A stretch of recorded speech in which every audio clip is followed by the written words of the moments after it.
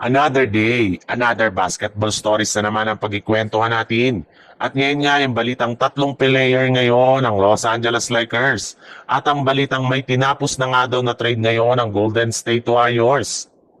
Alam naman nga po ninyo na isa sa mga manlalaro na nasa listahan ng Lakers ay si Keon Ellis na kasalukuyang ipinang-offer na ngayon ng Sacramento Kings sa iba't ibang team. Kaya pagkakataon nga ito ng Lakers upang makuha siya sa trade market gamit ang kanilang second-year player na si Dalton Kenick. Yes, balak nga nila na i-offer ng Lakers si Kenick bilang kapalit ni Ellis. Magagamit rin naman nga ng Kings si Kenick sa pag-rebuild ng kanilang lineup sa mga susunod na taon. Pero ayon nga sa ilang analyst, kailangan rin naman nga ng Lakers na magdagdag dito ng isang future first round pick kung gusto nila na maituloy ang ganitong klaseng trade. At base pa nga sa lumbas na balita, maaari nga daw na palakin pa ng Lakers ang ganitong trade sa Sacramento Kings kung saan posible nga na makuha pa nila dito si Malik Monk, Keon Ellis at Devin Carter gamit ang kanilang mga player na sina Gabe Vincent, Maxi Kleber, Dalton Kenick, Rui Hachimura, isang first round pick at isang second round pick.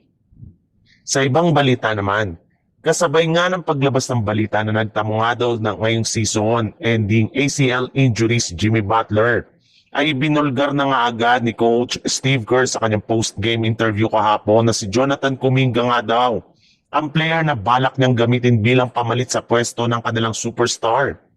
Kinausap na rin naman nga daw niya mismo si Kuminga ng personal matapos magtamo ng injury si Butler, gayong eto lang naman nga ang nag-iisang player ngayon ng Golden State Warriors na kayang tumulong kay Stephen Curry pagdating sa opensa. Sinabihan pa nga niya ang kanilang batang player na dapat nga daw nitong patunayan ang kanyang sarili kung karapat dapat talaga nila siyang panatilihin sa kanilang lineup o hindi na. Alam naman nga po ninyo na ilang game nga na hindi pinaglaro ni Coach Steve Kerr si JK ngayong season na siyang rason bakit nagkaroon na ng lamat ang kanilang relasyon sa isa't isa. May lumabas na rin naman ng balita na nag-request na nga si Kuminga ng trade sa Golden State Warriors sa mga nagdaang araw. At ngayon nga na kailangan nilang muli ng kanilang presensya. Simula na mawala si Butler ay mukhang magbabago na naman ang kalagayan ngayon ni Kuminga sa Golden State Warriors.